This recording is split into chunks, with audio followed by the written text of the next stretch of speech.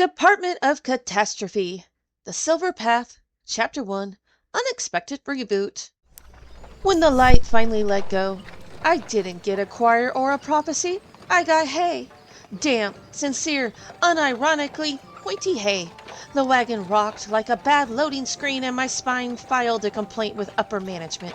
Somewhere behind my eyes, the system coughed up a welcome message, then thought better of it. The world drifted in slow motion, soft light folding itself into shapes I almost recognized. Somewhere a voice whispered, initializing consciousness. I opened one eye, immediately regretted it, and decided reincarnation needed better patch notes. Music, not the kind sung by angels. Moogle trumpets, the sound of celestial migraine-given brass. They blared somewhere inside my skull, announcing a festival that clearly didn't request my attendance. The problem was, I could see them. Tiny, winged, guilty. They froze midair like interns caught photocopying souls. The merchant couldn't see a thing. The twins sat behind him with their eyes open, looking spiritually allergic to joy. A Moogle hovered in front of the merchant's nose, stared directly at me and winked. I wasn't sure if I'd lost my mind or joined theirs. The twins stared into the abyss of mutual boredom. The abyss stared back, filed paperwork, and left. I tried to smile politely. My face crashed to desktop. The Moogles found the merchant's liquor and began a 12-step program backwards. Responsible consumption, one slurred before chugging responsibility straight from the bottle. For a heartbeat, the forest held its breath, as if even nature refused to be a witness. They retreated outside in formation, a tiny parade of bad decisions, before vanishing like divine evidence disposal specialists. I swear I heard one shout, "Kupo! We were never here!" The merchant reached for his satchel, found an empty bottle, and shook it like hope might refill it. He looked haunted. I decided not to mention the interdimensional larceny that had just occurred in front of me. He sighed, muttering that the twins weren't much for conversation. I almost told him I'd been assaulted by metaphysical rodents. Instead, I smiled, the universal language of, we're all pretending this is fine. He introduced himself warmly, a name that sounded trustworthy and therefore suspicious. I returned mine, though Hydaelyn still hadn't confirmed whether I legally existed here. He glanced at my clothes, raised a brow, and guessed the obvious. I nodded. Easier than explaining that this wasn't so much a career choice as a divine paperwork error. The outfit wasn't mine. It just spawned on me when the world finished buffering. I tried to look confident, like someone who knew what their stats were. Spoiler, I didn't. Then came the question, why did you become an adventurer? I watched sunlight flicker through the canopy and decided to answer honestly. Because I wasn't supposed to. Hydaelyn tried to sneak me in. Lahabrea caught her. Now I'm a cosmic clerical error with a spear. It's less a calling, more a scheduling conflict. He laughed. I didn't. The universe has a poor sense of humor. The chocobos kept a patient rhythm, unbothered by destiny or deadlines. The merchant talked about Gridania's fresh air, tax rates, and something involving turnips. I nodded on autopilot, practicing the ancient art of pretending to listen. For a fleeting moment, I thought maybe, just maybe, the universe had decided to give me a normal ride. That's when the air changed, the way it does right before a reality remembers it has plot to deliver. A Wood Wailer sprinted down the road, shouting something about an ambush. I leaned forward just as my instincts, or divine patch notes, screamed that an arrow was about to land exactly where I was sitting. The arrow hit the cart floorboards, humming with intent. The chocobos panicked. I grabbed the rail and prayed for a pause menu that no longer existed. The chocobos kept a patient rhythm, unbothered by destiny or deadlines.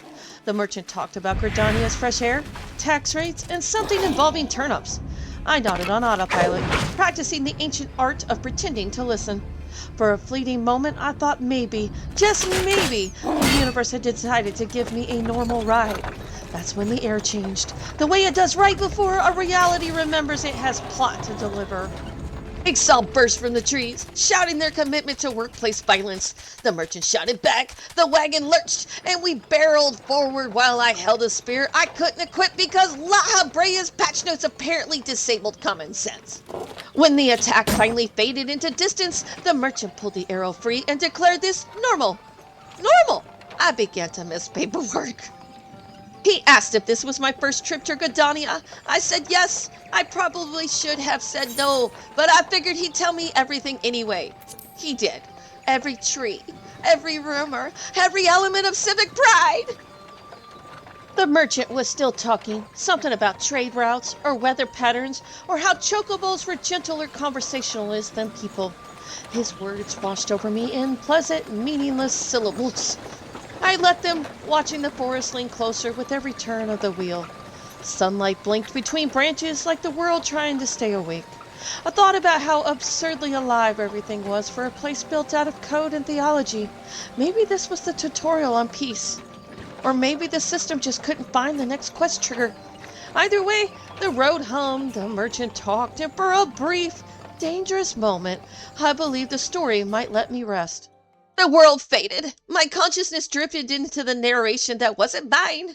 Hydaelyn's voice tried to reboot itself, lines of light cascading down like code, until a sharp pulse of red interrupted. Lahabrea installing another virus mid-update. Sparks scattered through the ether, the dyne equivalent of fatal error. The voice of the star droned on, eloquent, omniscient, and definitely not mine. Words like balance and eternal harmony scrolled across existence like a corporate slideshow. I floated somewhere between the slides, watching lines of ether rewrite themselves into forests and roads and people who didn't remember the crash. Then came the static. Lahabrea poking holes in the presentation with malicious enthusiasm. Light and shadow wrestled for the cursor, and for one bright, ridiculous instance, I was the loading bar caught between them. When the light steadied, the wagon was intact again. Somehow, the forest whispered plausible deniability. The wheels groaned in relief as the wagon eased to a halt, like even they were done pretending this was normal. Sunlight spilled over the road ahead, painting the air gold. The kind of light that makes you think maybe, just maybe, the next disaster will at least be scenic. The merchant thanked me for saving his life. I hadn't moved an inch, but apparently moral support counts. He asked my name, paused, and smiled. Said he'd learn it once I was famous, as if fate hadn't already filed a termination request. He kept talking, the way people do when they don't want a moment to end. Promises about safer roads, better luck, maybe a drink if our paths crossed again. I smiled, pretending I'd know how to find him without a map, a compass, or a functioning interface. He laughed once, soft and tired, and for a heartbeat the world felt almost normal. He waved and walked off into normalcy, leaving me alone with the sound of rustling leaves and the realization that conversation is easier when your HUD is gone. Gridania stretched ahead, all timber and moss, as if bricks were heresy. The air smelled of sap and humility. That's when I noticed the tail. Black. Moving. Mine. Apparently, I wasn't human anymore. Just a very confused cat with divine paperwork. The screen faded, rebooted, and I walked through the gate, trying not to look prophetic. People bowed politely, which was worse. The air changed, cool, damp, and full of secrets that smelled like moss and wood smoke. Gridania unfolded around me, all carved roots and polite judgment. I tried to look casual, the way one does when entering a city that might mistake you for divine paperwork. A Wood Wailer stopped me, called me an unknown face, and ordered me to register at the Adventurers Guild with Mother Mion. I nodded. Bureaucracy, of course. I glanced around for a quest marker. Nothing. Tried to open the menu. Still nothing. Perfect. I exhaled, squared my shoulders, and stepped forward. Welcome to Gridania, probationary adventurer. May the paperwork ever be in your favor.